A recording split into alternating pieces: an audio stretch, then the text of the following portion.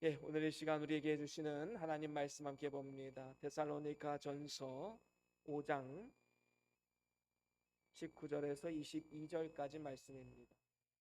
데살로니가 전서 5장 19절에서 22절까지 말씀입니다. 우리 다 같이 한 목소리로 함께 합독합니다. 시작. 성령을 소멸하지 말며 예언을 멸시하지 말고 범사에 헤아려 좋은 것을 취하고 악은 어떤 모양이라도 버리라. 아멘. 우리 말씀 들고 함께 같이 선포합니다. 시작. 주의 말씀은 내 발의 등이요 내 길의 빛이 되십니다. 주여 말씀하옵소서. 주의 종이 듣겠나이다. 아멘. 아멘. 오늘은 데살로니가전서 5장 19절에서 22절 말씀 중에서 20절 말씀을 중심으로 믿음으로 사는 삶 다섯 번째 시간, 예언을 멸시하지 말라라는 제목으로 함께 말씀을 나눠보길 원합니다. 우리 인간은 범죄함으로 인해서 영이 어두워졌기 때문에 우리 미래를 제대로 볼 수 있는 영안이 갖춰지게 되었습니다. 그래서 세상에서 많은 학자들이 미래와 또 인류의 앞날을 예측하며 이러이러할 것이다 라고 그런 생각을 이야기하지만 사실은 그것은 정확한 것이 될 수가 없지요. 왜냐하면 하나님께서는 내일 일을 알지 못하게 만드셨기 때문입니다.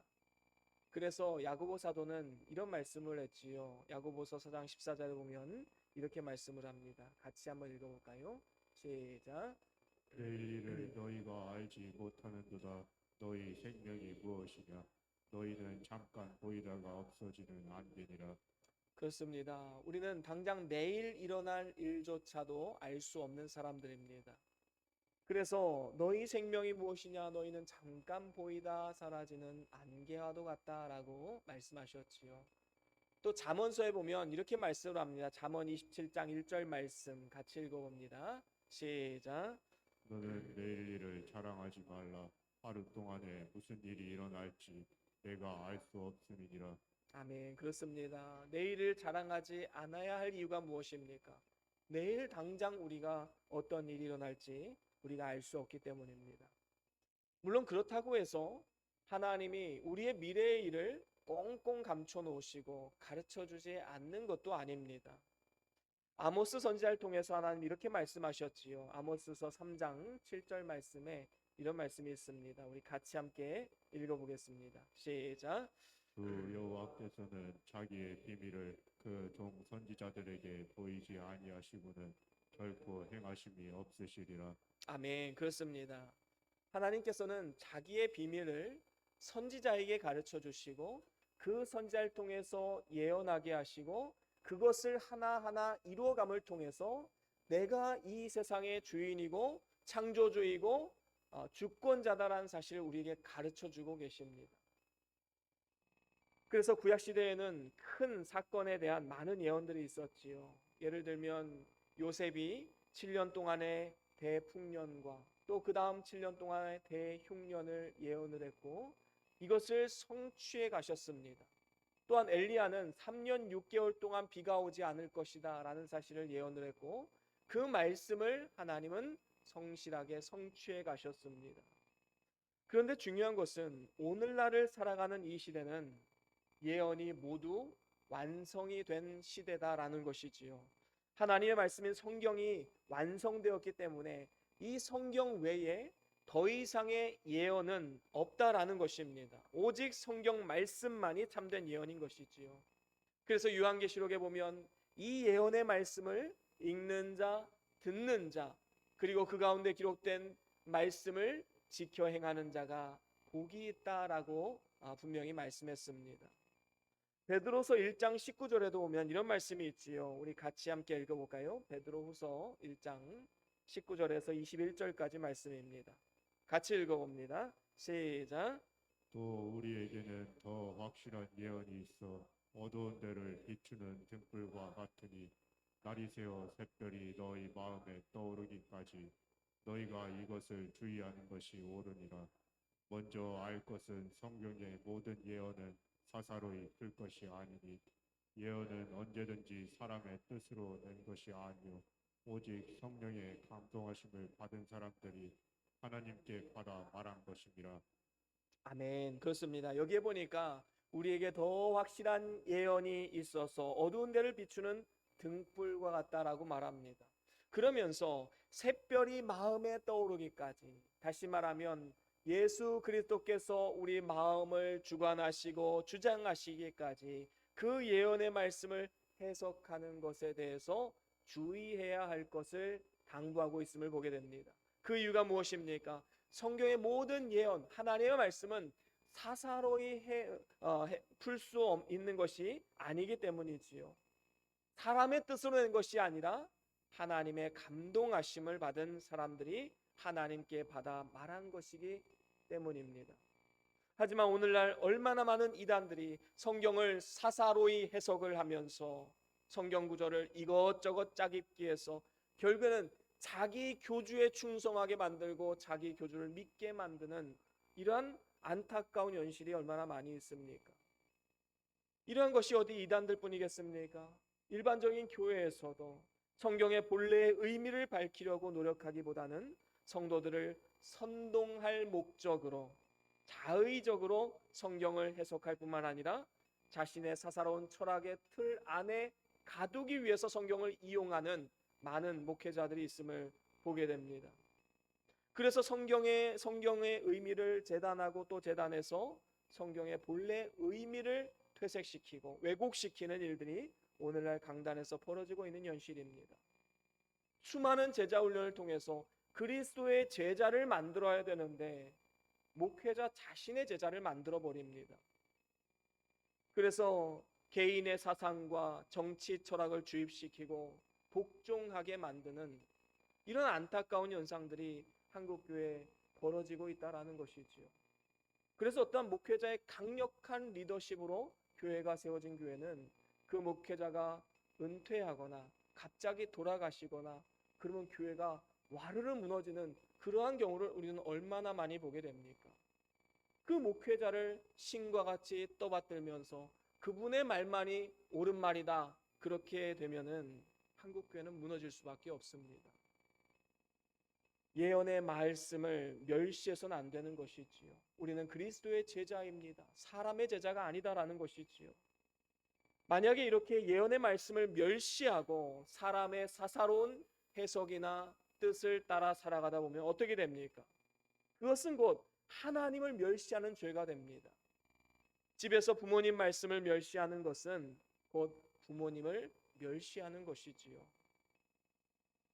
반면에 부모님 말씀을 존중히 여긴다라는 것은 부모님을 존중하고 있다는 증거인 것입니다.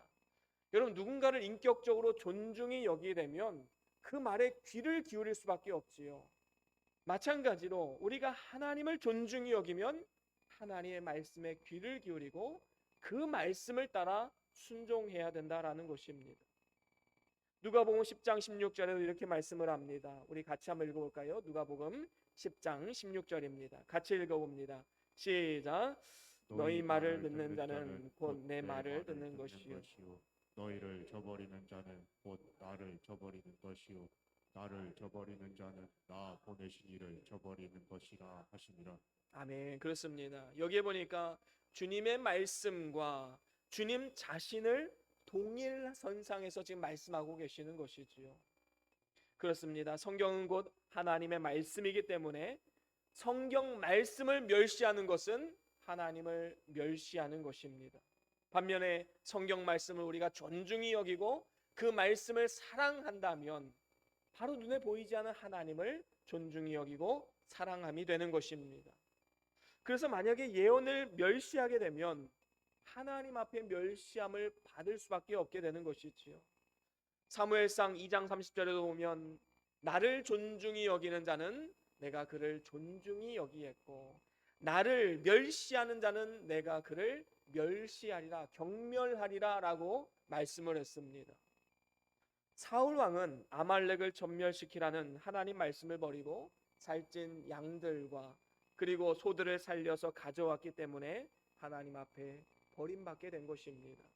하나님 말씀을 멸시하고 버리면 하나님의 멸시를 받게 되고, 그렇게 되면 사울 왕의 말로와 같이 비참해지게 되는 것입니다. 그렇기 때문에 우리는 절대로 예언의 말씀을 멸시해서는 안 됩니다.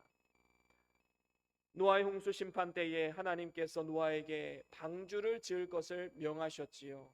물론 그 말씀을 주실 때에는 이 노아에게 여러 가지 상황들이 있었습니다. 어떤 상황들이 있었습니까?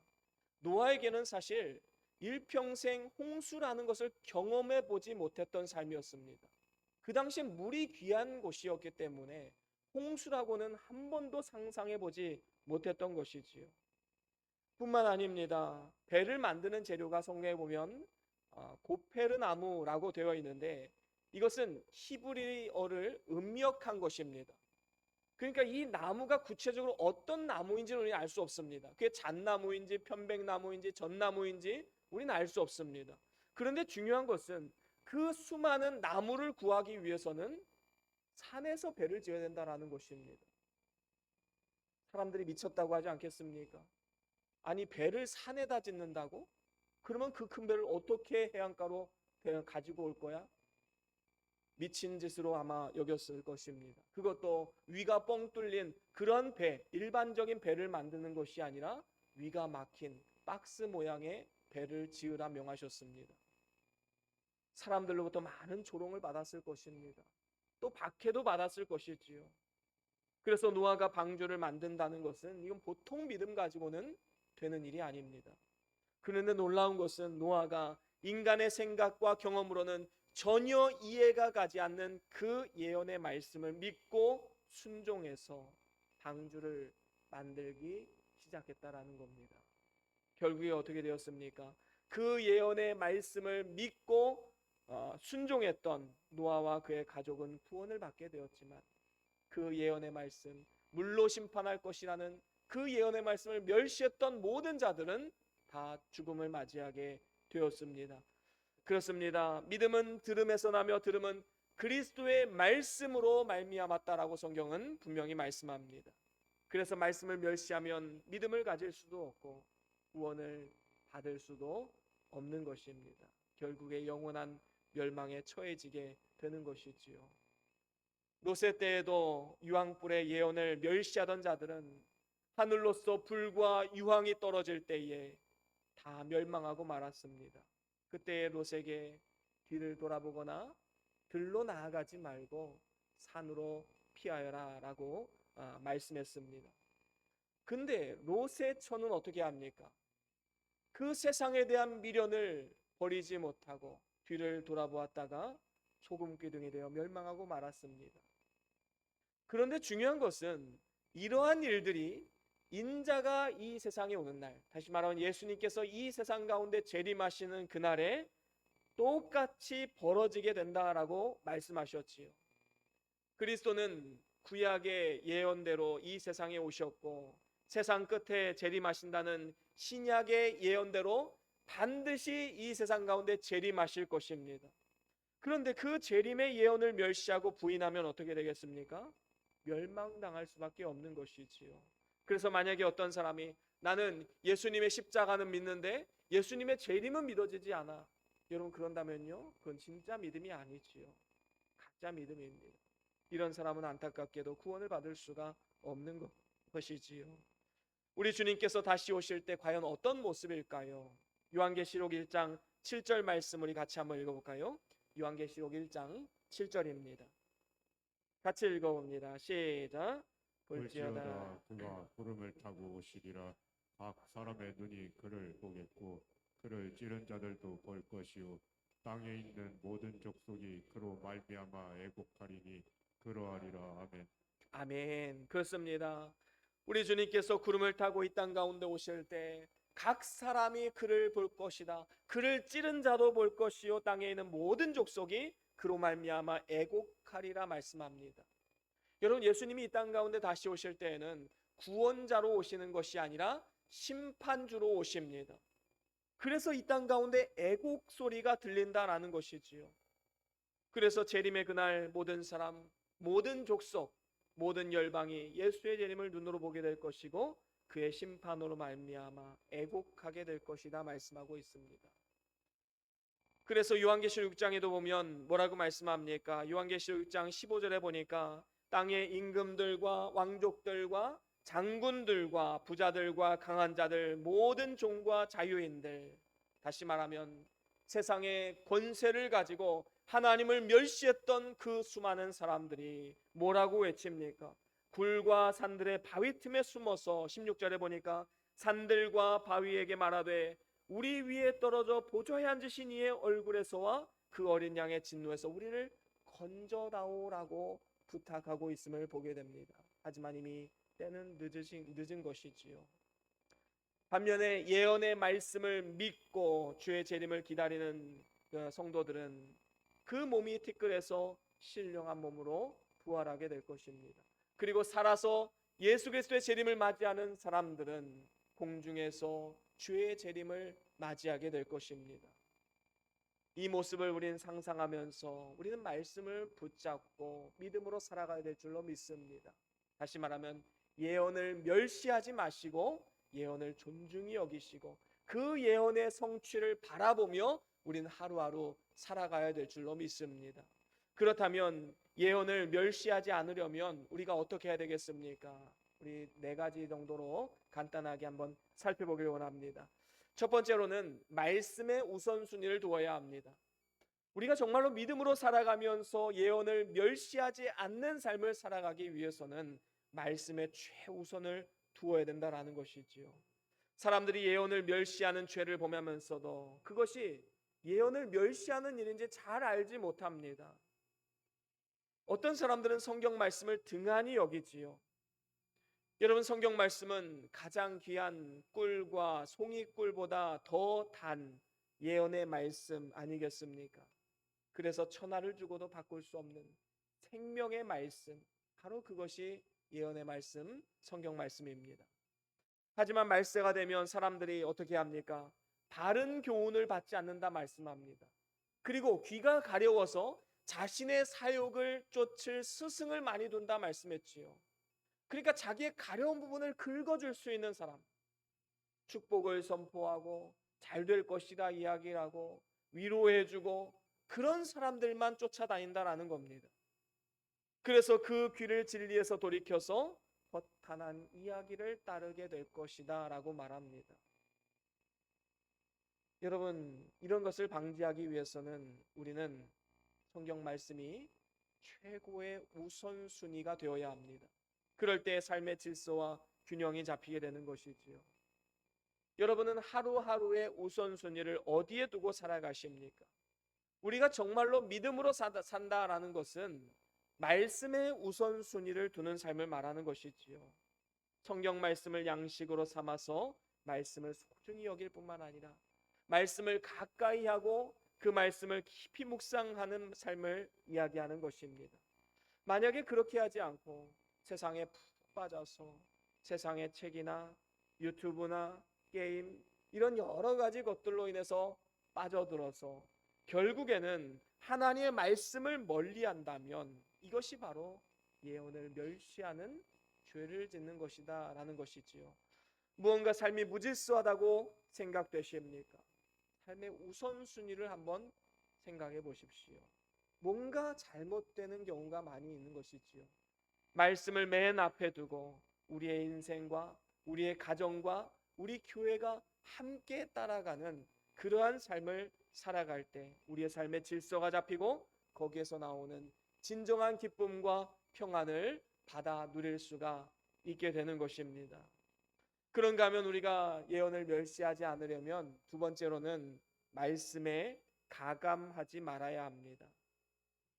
우리가 가진 성경은 성령의 감화, 감동으로 기록된 책이지요. 그래서 완전 무결한 책인 동시에 사도 시대로 마감이 된 책입니다.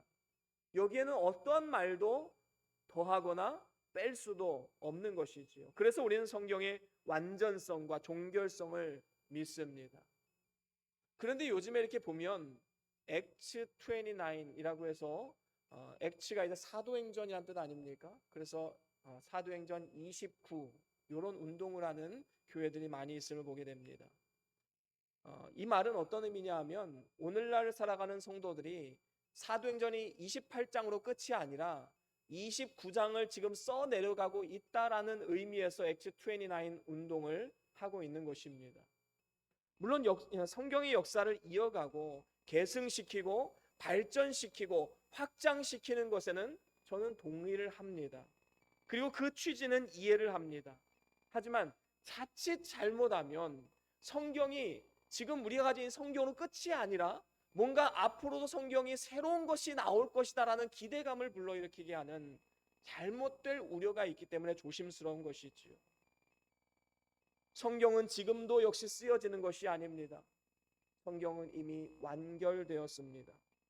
거기에는 더 추가도 할 수 없고 뺄 수도 없는 것이지요. 그래서 성경 말씀에 가감하는 것은 예언을 멸시하는 죄입니다. 불건전한 신비주의자들은 뭐라고 말합니까? 성경 말씀 외에 내가 어떤 음성을 들었다, 어떤 환상을 보았다, 어떤 계시를 받았다. 여러분, 그래서 수많은 사람들을 잘못된 길로 인도하고 있는 건 아니겠습니까? 이것은 완전한 성경에 무언가를 더하는 것으로서 분명한 죄입니다. 우리가 보아야 될 것, 우리가 들어야만 하는 것 다 이미 성경 안에 있습니다. 그래서 성경 외에 그 어떠한 것도 크게 여기지 말고 성경 외의 모든 것은 다 무시해야 마땅한 것이지요. 뿐만 아닙니다. 신신학자들과 자유주의 신학자들은 인간의 이성으로 성경을 비판합니다. 그래서 성경 비평학이 굉장히 많이 발전되어 있지요. 그래서 이성에 맞지 않는 부분, 과학적으로 증명할 수 없는 부분 성경에서 빼야 된다고까지 말합니다. 성경을 감하는 죄를 범하는 것이지요. 여러분, 모든 불신앙의 원인이 무엇입니까? 아니, 인간의 이성에 맞지 않는다고, 과학에 맞지 않는다고, 거기 성경에 빼야 된다고 얘기하는 것은 창세기 1장 1절이 믿어지지 않기 때문 아니겠습니까? 태초에 하나님이 천지를 창조하셨음을 믿는다면 우리가 믿지 못할 것이 무엇이 있겠습니까? 우리가 받아들이지 못할 것이 무엇이 있겠습니까? 하나님 앞에 능치 못할 것이 무엇이 있겠습니까? 초대교회 교부였던 터툴리안은 나는 성경이 불합리하기 때문에 믿는다라는 아주 유명한 말을 남겼습니다.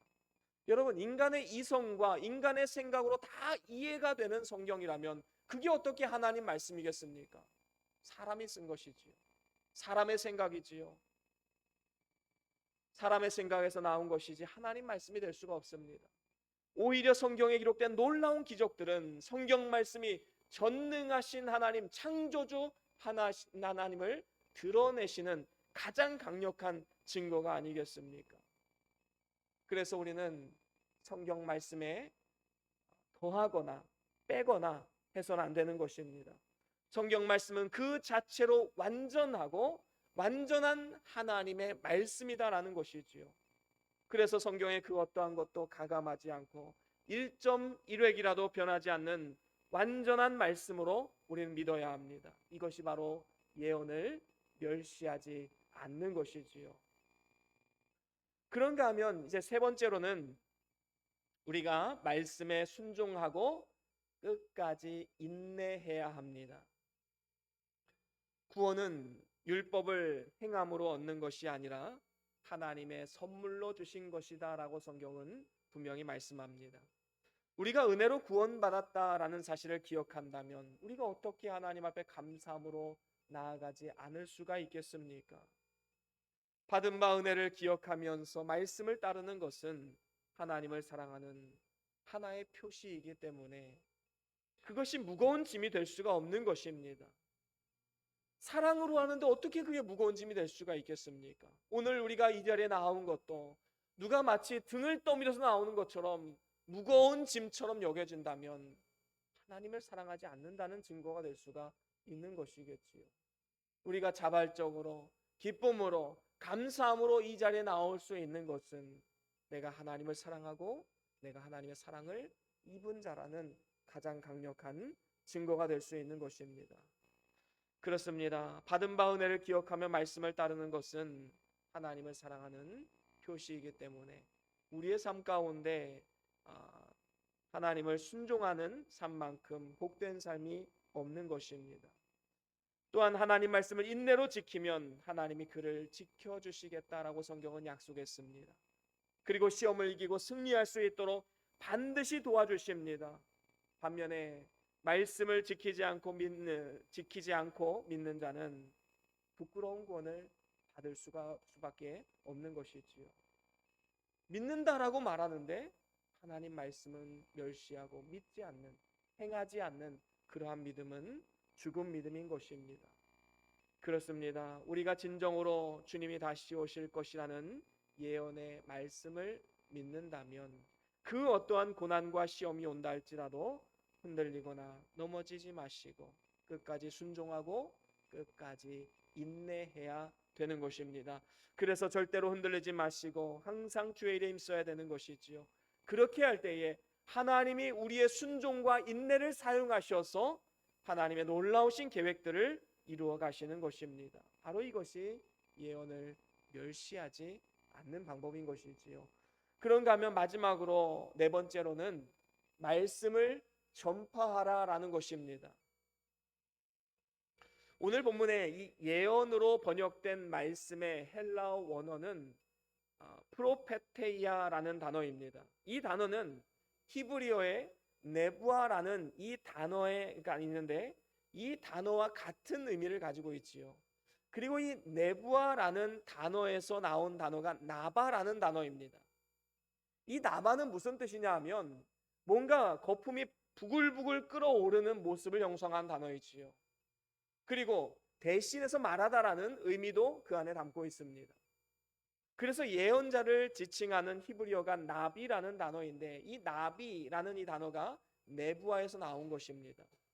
그러니까 이 선지자의 사명이 무엇입니까? 하나님으로부터 받은 그 말씀을 대신 전하는 자라는 말인 동시에 또 한 가지는 그 마음 가운데 그 열정, 부담감이 부글부글 끓어올라서 전하지 않고는 견딜 수 없는 사람들이 바로 선지자다라는 것이지요.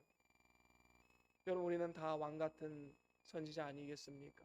왕같은 제사장으로서 선지자적 사명을 가지고 있는 사람들입니다. 그래서 오늘 본문의 예언이라는 단어는 어떤 미래에 일어날 사건을 앞서 말하는 의미라기보다는 하나님께로부터 받은 그 말씀을 전파하는 행위를 말하는 것입니다. 예레미야 선지자가 그러지 않았습니까? 예레미야 선지자는 20장 9절에 이렇게 말씀을 했습니다. 예레미야서 20장 9절 말씀 같이 읽어보겠습니다. 시작. 내가 다시는 여호와를 선포하지 아니하며 그의 이름으로 말하지 아니하리라 하면 나의 마음이 불붙는 것 같아서 골수에 사무치니 답답하여 견딜 수가 없나이다. 그렇습니다. 예레미야 선지자는 말씀을 전해야 되는데 그 말씀이 회개에 대한 선포 그리고 심판에 대한 말씀이다 보니까 이스라엘 백성이 다 싫어하는 겁니다. 축복의 말씀을 듣고 싶은데 나오면 회개해라, 심판받는다 이런 얘기가 하니까 얼마나 핍박을 많이 했겠습니까? 여러 가지 고난을 주었고 또 조롱도 당했습니다.